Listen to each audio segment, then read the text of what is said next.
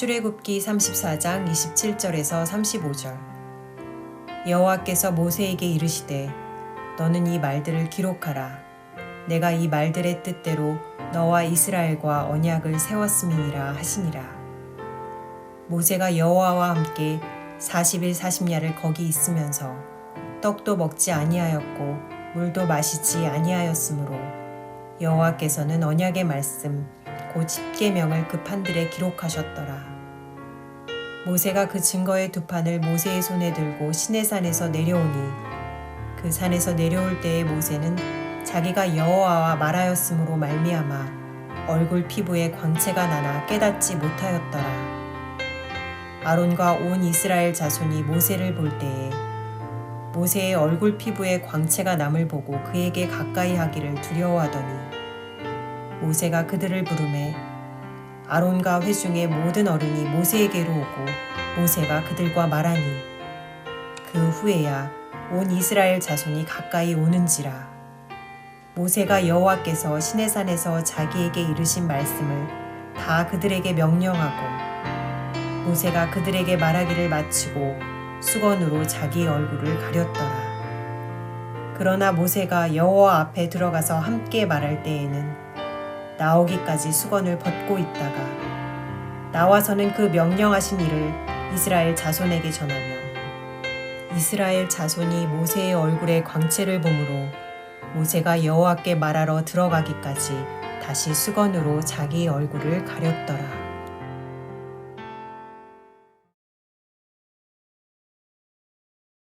어떤 자매가 예수를 믿고 구원을 받고 거듭났어요. 거듭나고 나니까 너무도 변화가 뚜렷했습니다. 안에 가득한 하늘의 기쁨, 영적인 평안, 이런 게 자연스럽게 밖으로 나타나게 되었어요. 얼굴 표정이 많이 달라졌습니다. 표정이 밝고 기쁨으로 가득 차고 늘 미소를 짓고 그렇게 평안해 보일 수가 없어요. 어느 날 이 자매가 기차 플랫폼에서 기차를 기다리고 있는데 옆에 어떤 여자가 유심히 이 자매를 바라보고 있다가 마침내 그렇게 물어본 거예요. 저 실례지만 제가 아까부터 당신을 좀 유심히 지켜보고 있었습니다. 얼굴 표정이 너무 행복해 보이시는데 혹시 무슨 이유가 있으십니까? 이제 신뢰를 무릅쓰고 워낙 독특하게 이 자매의 얼굴이 밝고 빛이 나니까 물어본 거예요. 최근에 자기가 예수를 믿고 구원을 받은 것, 그것이 얼마나 마음이 기쁜지 실제로 너무도 기뻐서 늘 얼굴에 미소가 떠나질 않는다, 간증을 하는 겁니다. 그 간증을 듣고 하나님께서 그 여자의 마음을 움직이셔서 그 여자 역시도 예수 그리스도를 영접했다는 이야기입니다. 여러분, 미국의 심리학자 메라비안이라는 사람이 있어요. 그 유명한 메라비안의 법칙을 이야기를 한 사람이에요. 근데 뭐라고 말했는가 하면 우리가 늘 다른 사람하고 소통을 하지 않습니까? 그런데 많은 실험을 해본 결과가 이렇답니다.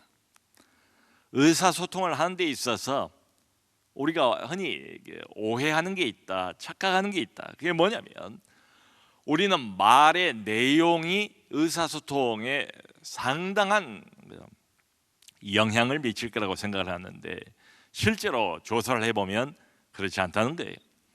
말의 내용, 그게 의사소통에 주는 영향력은 불과 7%에 그친답니다. 7%밖에 안 돼요. 10%도 안 돼요. 대부분 사람과 사람이 서로 소통을 할 때 어디에 영향을 받는가 하면은 나머지는 거의가 다 바디랭귀지라는 거예요. 바디랭귀지. 예를 들어서 우리가 그런 말을 하지 않습니까? 눈은 무엇의 창이에요? 마음의 창이죠. 그러니까 이 아이 컨택, 눈과 눈을 마주치면서 대화를 하고 이야기를 하고 그래야지요. 다른 사람하고 대화를 하면서 그냥 딴 데 보면서 이야기하면 이건 무례한 것 아닙니까? 이건 신뢰 아니겠습니까? 그래서 이 눈을 쳐다보면서 말할 줄 아는 이 아이 컨택, 눈이라는 것은 내 마음의 표현, 마음의 창이다. 또 그런가 하면은 여러분, 이 사람의 얼굴 표정이라는 거 있잖아요. 뭐 웃는 표정도 있고 화낸 표정도 있고 미소 짓는 표정, 짜증내는 표정, 뭐 불편한 표정 등등 여러 다양한 바디랭귀지 있죠. 표정이 있죠. 그것도 뭔가 마음의 메시지를 전달한다는 거지요. 그런가 하면 여러분, 우리가 지금 뭐 말을 이렇게 생각을 해봐도 내가 누구하고 대화를 할 때 또 뭐 이렇게 설교를 할 때도 마찬가지입니다. 그 말에는 그 사람의 인격이 묻어난다 이런 말을 하지 않습니까? 그러니까 그 말이 맞아요. 모든 말이라고 다 똑같은 말이 아니고 말에도 말투가 있고 그 말투는 일종의 어떤 표정이 있다는 거지요. 말투에도 표정이 있다. 말하는 사람을 이렇게 가만히 보세요. 그러면 말하는 사람의 자세가 다 다르지 않습니까? 태도가 다 다르지 않습니까? 저는 그 말하는 사람의 그 자세와 태도 그거 자체가 영성이 아닌가 그런 생각을 종종 합니다. 자, 이렇게 보면 어떤 사람이 이게 의사소통을 하는데 결국은 뭐가 쓰임을 받는가, 뭘 통해서 이 사람이 자기의 마음속에 있는 말하고 싶은 그 내용을 전달하는가 하면 결국은 이렇게 보면 그 사람 전체입니다.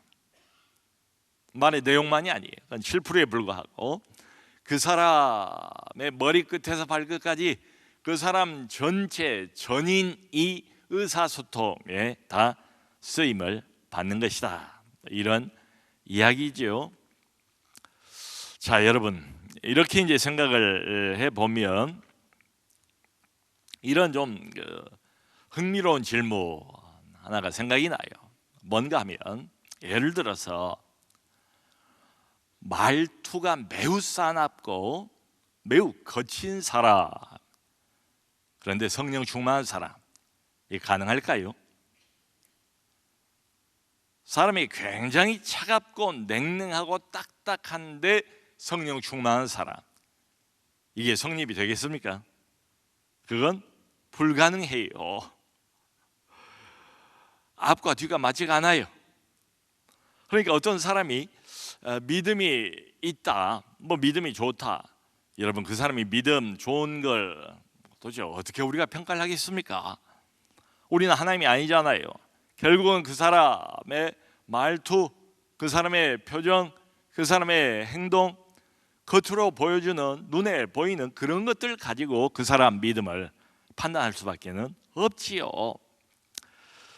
자, 이런 면에서 우리 얼굴의 표정 이런 것들이 굉장히 중요한 것 같아요. 그 유명한 아브라함 링컨도 그래서 그런 말을 하지 않았습니까? 사람은 나이가 40이 되면 그때는 자기 얼굴에 책임을 져야 한다. 이 얼굴이 잘생겼다 못생겼다 이런 이야기가 아니잖아요. 그 얼굴이 주는 어떤 분위기가 있지 않습니까? 그런 걸 말하는 거예요. 예를 들어서 어떤 사람이 참 자기는 열심히 교회를 나간다, 열심히 신앙생활을 한다, 그런 사람이 있다고 해봐요. 그런데 보면 항상 표정은 오만상을 찌푸리고 있어요. 항상 짜증나는 표정이, 항상 조금만 마음에 안 들면 누군가하고 시비를 붙으려고 만반의 준비를 하고 있는 것처럼 보이는 이런 사람이다. 여러분, 만일에 그런 사람이 입을 열어서 예수를 전한다면 사람들이 귀를 기울일까요? 그런 사람이 입을 열어서 교회 나가세요 하고 교회 출석을 권면을 한다면 그게 설득력이 있겠는가 말이죠. 자, 이렇게 보면 간단히 생각을 해서 우리가 안에 내적으로 가지고 있는 신앙, 믿음이라는 거하고 겉으로 보여지는 그 사람의 표정, 이건 그 사람이 위선자가 아닌 한 이건 반드시 정비례하게 돼 있다. 그러니까 여러분, 사람들은 내가 겉으로 보이는 이 모습을 보고 하나님이 어떤 분인가, 내가 믿는 하나님이 어떤 하나님인가, 내 믿음이 어떤가를 판단할 수밖에 없어요. 그래서 얼굴이 중요합니다. 이런 의미에서 오늘 우리가 읽은 그 본문에 나온 중요한 주제가 모세의 얼굴이에요. 그 모세가 40일 동안 두 번째로 금식 기도를 합니다. 그리고는 다시 하나님께서 두 돌판에 십계명을 새겨 주셨어요. 그걸 가지고 이제 내려오는 거예요. 그러니까 첫 번째 모세가 40일 금식하고 십계명 돌판을 받아가지고 내려오다가 그 아래에서 벌써 금송아지 만들어 놓고 우상 숭배하고 뭐 난리법석 피우는 걸 모세가 보고 너무 화가 나가지고 산 아래로 돌판을 던져서 깨뜨려 버리잖아요. 그리고는 이 백성을 용서해 달라고 모세가 목숨을 걸고 기도하고, 그리고 다시 하나님이 올라오라 해서 다시 산으로 두 번째 올라갔어요. 두 번째 40일 금식 기도를 마치고 두 번째 하나님이 다시 만들어 주신 그 십계명이 적힌 두 돌판을 가지고 모세가 내려옵니다. 그 지금 배경이에요. 여러분, 이렇게 보면 지금 모세가 40일 도합 80일 동안 금식하면서 물만 마시고 기도를 하나님 앞에 한 거지요. 하나님과 얼굴을 맞대면 하면서 80일을 견딘 거예요. 이게 사람의 힘으로는 불가능하겠지요. 하나님이 힘을 주셔서 80일을 잘 마쳤습니다. 그리고는 이제 산 아래로 이 십계명 새겨진 두 돌판을 들고 백성들에게 내려옵니다. 그런데 오늘 성경을 보니까 모세에게 한 특별한 현상이 나타난 거예요. 그게 뭔가 하면 모세가 얼굴이 그냥 광채가 아주 환한 광채가, 이 광채가 무슨 뭐 요즘처럼 뭐 화장품을 발라서 좋은 무슨 뭐 로션을 발라서 특별한 뭐 이런 뭐 비법이 있는 이런 화장품 이런 게 전혀 아니잖아요.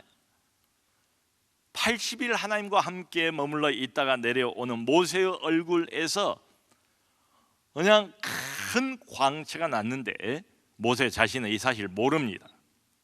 내려와 보니까 근데 아론과 모든 백성들은 상당히 거리가 있는데도 불구하고 모세 얼굴에서 뻗어나오는 그 광채, 상당한 밝기에 상당한 뭐 강도의 광채였던 것 같아요. 그런데 이 모세 얼굴의 광채가 얼마나 강렬한 것이었던지 아론도 이 백성들도 감히 모세 앞에 가지를 못했대요. 또 오히려 두려워했대요. 왜 그런가 하면, 그러니까 이게 자기들이 알고 있던 이전에 그냥 모세가 아닌 거예요. 사람 모세가 아닌 거예요. 단순한 사람으로 안 보이는 거예요. 모세는 모세인 것 같고 사람은 사람인 것 같은데 사람 이상의 어떤 사람이 자기들 앞에 나타난 거예요. 한마디로 모세의 얼굴에서 강렬하게 뻗어나오는 그 광채를 보고 이 사람들은 하나님을 느낀 거예요. 하나님 자신을 마주하고 있는 것 같은 그런 느낌을 가진 거예요. 그러니까 두려울 수밖에 없지요. 자, 이제 그게 이제 이 배경입니다. 성도 여러분, 그저 신학에 우리 예수님께서 변화산 올라가셨을 때 베드로와 야고보와 요한이 보지 않았습니까? 예수님이 변하셨잖아요. 그래서 산의 이름이 변화산 아닙니까? 이 세상 그 무엇으로도 이렇게 하얗게 만들 수 없을 정도로 하얀, 그러면서 하늘의 광채를 뿜어내는 예수님의 모습, 죽음 이후 부활 이후의 영광스러운 모습으로 변화산 꼭대기에서 예수님이 변하신 거예요. 사람이지만 사람 이상의 어떤 분, 하나님의 아들의 영광을 제자들 옆에서 본 거지요. 베드로가 예수님에게 부름을 처음 받을 때에 그런 일이 있지 않았습니까? 그럼 물고기를 잡았는데 한 마리도 못 잡았어요. 이 예수님께서 깊은 데로 가서 그물을 내려라. 고기가 나올 때가 아니지만 선생님 말씀에 근거해서 한 번 더 그물을 내려보겠습니다. 그물을 한 번 내렸는데, 순종하고 내렸는데 그물이 찢어질 정도로 많은 고기가 잡히지 않습니까? 그 광경을 실제로 보고 베드로가 바로 깨달았지요. 그리고는 넙적 무릎을 꿇고 예수님 앞에 엎드려서 그런 고백을 맨 먼저 하지 않습니까? 주여 나를 떠나소서, 나는 죄인으로소이다. 여러분, 뜬금없이 왜 이런 고백이 나올까요? 지금 자기 앞에 서 있는 이분이 사람인데 사람이 아닌 분이다. 사람이지만 사람 이상인 분이다. 하나님의 아들, 하늘의 영광으로 가득 차 있는 하나님 자신을 마주하고 있다는 것을 직감적으로 알게 된 거지요. 그러므로 자기가 죄인이라는 고백을 하지 않습니까? 그런 거예요. 자, 그러니까 이 모세의 얼굴에서 지금 뻗어 나오는 이 광채를 보면서 지금 백성들은 뭘 느끼는가 하면 하나님의 영광을 느낍니다.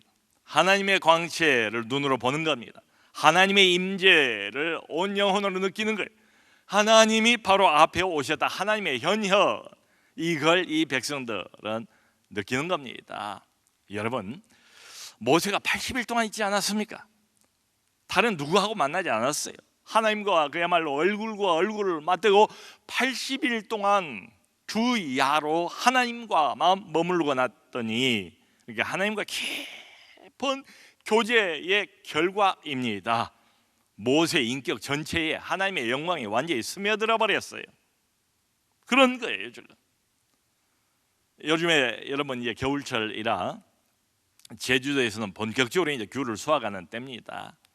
그 제주도 감귤이 얼마나 맛있습니까? 그 귤을 이제 정심히 먹다 보면 나중에 손도 물들고 혀도 이렇게 노랗게 물이 들잖아요. 마치 그런 것처럼 모세가 하나님과 80일을 함께 머물면서 깊이 교제한 그 결과 모세 인격 전체가 하나님의 영광에 물이 들어버렸다고요. 말하자면 하나님화가 되어버린 거예요. 사람이지만 하나님화가 되어버린 한 사람, 모세입니다. 여러분, 예를 들어서 어떤 사람이 계속 날이면 날마다 밤낮을 가리지 않고 돈만 생각한다. 돈 하면 이 사람은 얼마 못 가서 사람 자체가 변하지 않겠습니까? 사람 자체가 물질화 변해버릴 거예요. 어떤 사람이 밤낮을 가리지 않고 항상 쾌락만 생각하고 쾌락만 추구를 한다면 어떻게 되겠어요? 얼마 못 가서 이 사람 인격 전체가 다 쾌락화가 되고 말 거예요. 여러분, 핵심은 뭡니까? 우리 안에 있는 것이 밖으로 표현이 된다, 이런 뜻이지요. 내 안에 있는 영성, 내 안에 있는 믿음, 이것은 자연스럽게 밖으로 나타나게 돼 있다. 우리의 얼굴에, 우리의 표정에 그걸 숨길 수가 없다는 겁니다. 이게 요점이에요. 제가 이제 가끔 금식기도원에 이렇게 가보면 거기 일주일 금식한 분도 있고, 열흘 한 분도 있고, 20일 한 분도 있고, 또 가끔 30일 한 분도 있고 그래요. 그럼 힘이 빠지죠. 벌써 일주일만 굶어도 온몸에 힘은 없는데 금식 마치고 나신 분들이 이렇게 얼굴을 보면 그렇게 얼굴이 평온하고 정말 이미 다른 세계에 가 있는 것처럼 느껴져요. 얼굴이 빛이 나요. 광채가 나요.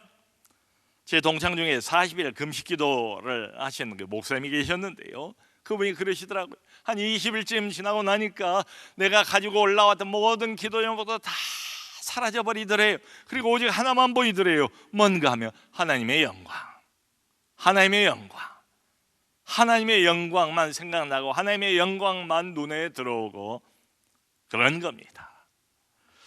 사람이면서 사람 이상이 되어버린 한 사람, 모세가 여기 있습니다. 결국 모세도 자기 얼굴에서 광채가 난다, 이걸 알게 된 거예요. 자, 흥미로운 것은 그 다음입니다. 모세가 이 사실을 깨닫고 난 다음에 오늘 본문을 보면 한 가지 아주 특별한 행동을 해요. 그게 뭔가 하면 이제 여기 33절을 보면 그렇게 나왔어요. 백성들하고 말을 할 때 그러니까 하나님의 말씀을 백성들에게 전할 때는 그냥 맨 얼굴로, 광채나는 얼굴로 이야기를 했어요. 근데 이제 일종의 설교지요. 설교가 끝나고 하나님의 말씀을 다 전하고 난 다음에는 즉시로 모세가 무슨 이유인지 수건으로 얼굴을 가렸대요. 그리고는 하나님을 만나러 다시 회막 안으로 들어가서는 수건을 벗고 하나님과 이야기를 할 때는, 하나님의 말씀을 받을 때는 또 모세가 수건 없이 하나님과 이야기를 한 거예요.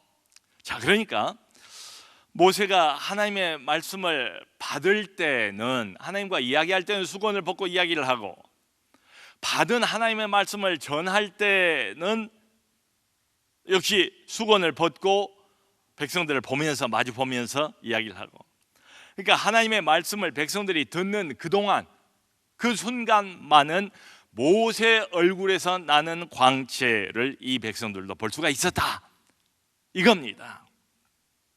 여러분, 백성들이 지금 바라보고 있는 이 모세 얼굴에 찬란한 이 광채, 우리도 그런 말 쓰지 않습니까? 어떤 사람 아우라가 있다. 아우라. 그 인간적인 아우라하고는 아무 상관이 없어요. 모세 무슨 카리스마에서 나오는 이런 광채가 전혀 아니에요. 이건 그야말로 하나님의 광채다. 자, 그래서 궁금한 건 이겁니다. 왜 도대체 모세가 백성들하고 말할 때는 그냥 맨 얼굴로, 광채나는 얼굴로 말을 하고, 말씀을 다 전하고 그 말씀 전하는 설교가 마쳐졌을 때는 곧바로 이를테면 강단에 내려오자마자 수건을 썼는가? 그리고 그 수건을 쓴 상태로 백성들 안에서 지낸 거예요. 여기 35절 보면 그렇게 나왔거든요. 다시 하나님에게 말하러 들어갈 때까지는 계속 수건을 쓰고 있었대요. 그러니까 오직 모세의 그 수건을 벗은 광채나는 얼굴을 백성들이 언제만 볼 수가 있었는가 하면, 모세가 하나님의 말씀을 전할 때 그때만 보고 다른 때는 다 수건으로 가려진 모세 얼굴을 볼 수밖에 없었다는 거예요. 그래서 우리는 이 궁금증이 생깁니다. 도대체 이렇게 하는 이유가 뭔가? 이유가 분명히 있을 텐데 말이죠. 무슨 의도가 있는가? 여러분, 지금 우리가 계속해서 이 출애굽기를 보지 않습니까? 배경이 어떻습니까? 바로 얼마 전에 처음 그 시내산 올라가서 금식할 때 백성들은 밑에서 벌써 며칠이나 됐다고 금송아지 만들어 놓고, 이게 우리를 애굽 땅에서 건져낸 우리의 신이다, 이게 여호와다 하면서 뭐 난리법석을 피지 않았습니까? 그러니까 틈만 나면 쉽게 방심을 하고 우상숭배로 빠져버리는 이 백성들, 그리고 이미 우상숭배를 통해서 마음이 부패할 대로 부패해진 이 백성들. 자, 근데 모세는 지금 어떤 상황입니까? 두 번째로 가서 겨우 용서를 얻고 겨우 하나님의 말씀을 다시 받았어요. 막 받았어요. 이 막 하나님으로부터 받은 이 말씀, 어쨌든 이 백성들을 하여금 지키게 해야 되고 이 백성들이 순종해야 되는 그런 말씀 아닙니까? 여러분, 지금 모세가 이게 들고 있는 이 말씀, 이 율법이 인간의 말이 아니잖아요.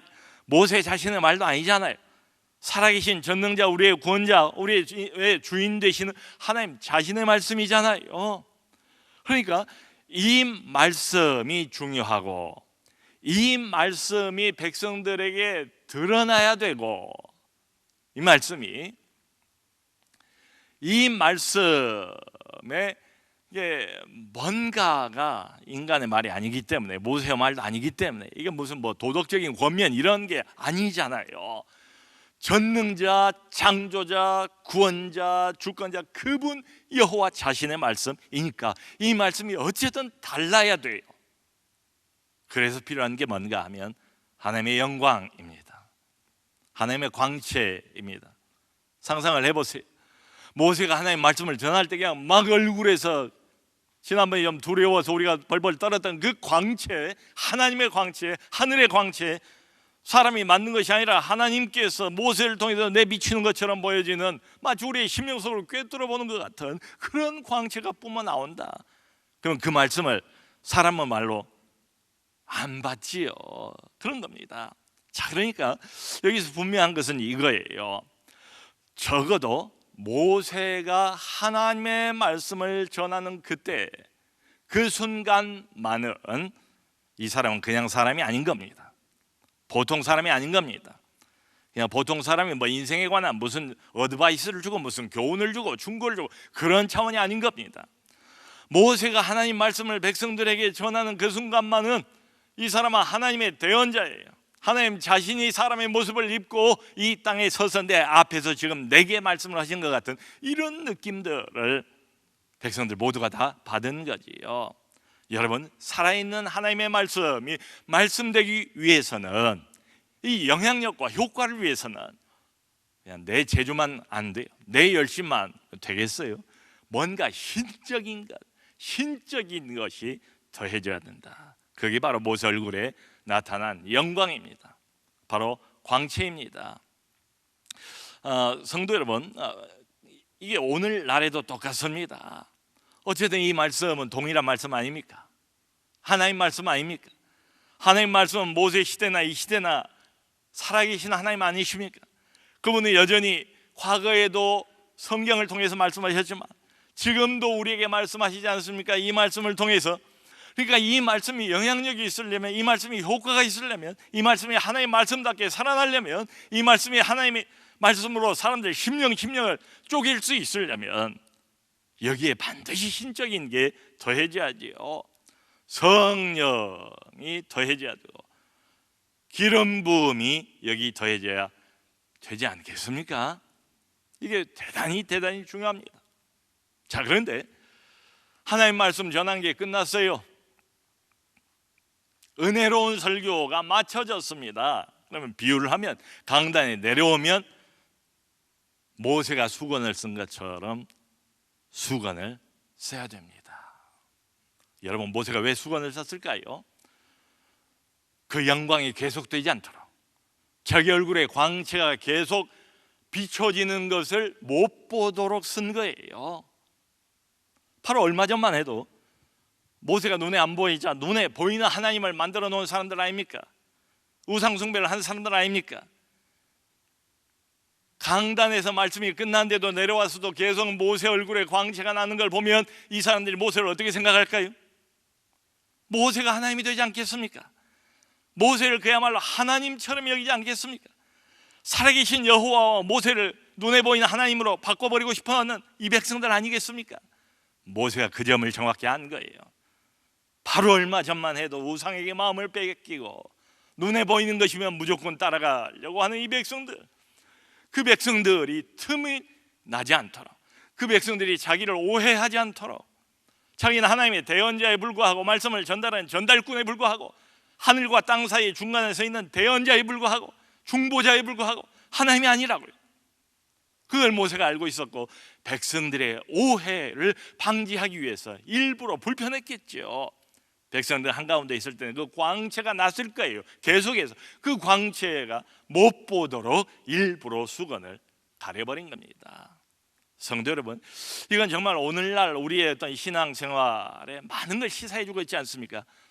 특별히 하나님의 일을 좀 많이 하는 사람들, 특별히 하나님의 말씀을 전하는 사람들, 말씀을 잘 전하는 사람들, 많은 영향을 끼치는 사람들, 은혜를 끼치는 사람들, 강단에 내려와서도 나도 모르게 얼굴에서 비치는 그 광채처럼 영광을 내가 계속해서 받도록 이걸 방치해 둔다면 아마 필히 걷잡을 수 없는 사태가 벌어질 것 같아요.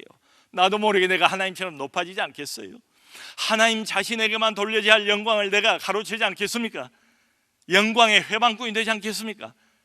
그러니까 얼마나 모순이 하나님의 영광스러운 말씀을 전하면서 자칫 방심하면 하나님의 영광을 정면으로 가리는 일에 1등 공신을 그렇게 돼버릴 수도 있다. 모세가 너무도 그 사실을 잘 알고 있었기 때문에 자기를 오해하지 않도록 이 백성들 앞에서는 얼굴을 철저히 수건으로 가린 겁니다. 성도 여러분, 이렇게 보면 참 우리가 어디에 초점을 맞춰야 할 것인가? 신앙생활을 하면서 봉사활동을 하면서 설교 사역을 하면서 어디에 초점을 처음부터 끝까지 맞춰야 할 것인가? 어느 부분에서 우리가 종종 넘어집니까? 어디에 우리가 종종 방심합니까? 바로 이 부분이죠. 영광과 광채는 언제 필요하다고요? 오직 한때 하나님 말씀을 제대로 전하기 위해서, 말씀을 말씀답게, 말씀을 영광스럽게 전하기 위해서 필요한 것. 하나님 말씀은 내 말재주 가지고 되는 게 아니잖아. 말 그대로 살아계신 전능하신 하나님의 말씀이잖아요. 이게 살아있는 말씀이 되고, 이게 그야말로 열매를 맺고, 이게 강팍한 영혼들 심령 깊은 곳에 뚫고 들어가서 이게 열매가 생기고, 그리고 효과가 있고 강팍한 심령을 부술 수 있으려면 위로부터 오는 뭔가가 필요해. 신적인 뭔가가 필요해. 하나님의 광채입니다. 그게 하나님의 영광입니다. 하나님의 임재입니다. 하나님의 현현입니다. 자, 그런데 우리가 잊지 말아야 될 것은 이건 말씀을 전할 때만 필요하다. 이게 굉장히 중요한 것 같아요. 말씀 전한 일이 끝났으면, 예를 들어 강단에서 내려오면 바로 수건을 써야 한다고요. 바로 겸손해져야 한다고요. 일부러라도 바로 다른 사람들과 다를 것 없고, 나도 여러분들과 똑같은 죄인입니다. 나도 방심하면 그냥 넘어지는 사람입니다. 나도 날마다 하나님의 은혜를 필요로 하는 사람들입니다.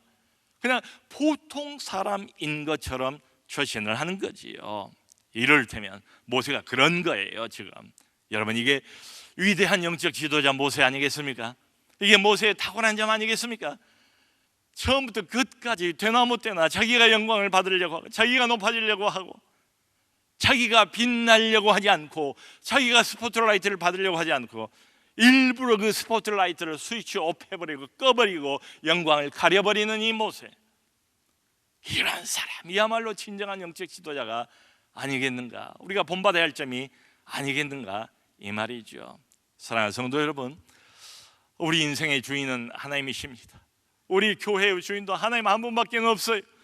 우리가 영원토록 필요로 하는 것은 내 자신의 무슨 빛나는 그 무엇, 내가 자부할 만한, 내가 자랑할 만한 그 무엇, 이게 아니고 하나님의 일은 하나님의 은혜로 하는 것 아닙니까? 하늘의 광채가 우리 모두에게도 필요해요.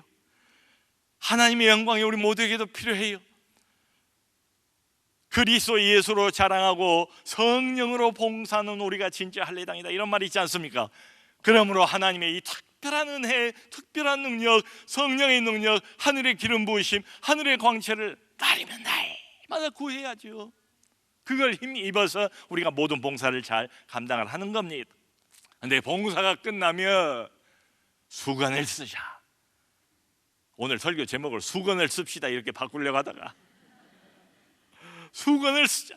이 사람이 진짜 실력자예요. 하나님이 누군가를 제대로 아는 사람, 그리고 맡겨진 역할에 충실하게 딱 경계선을 넘지 않고 그 경계선 안에서 주님을 기쁘게 해드린 자.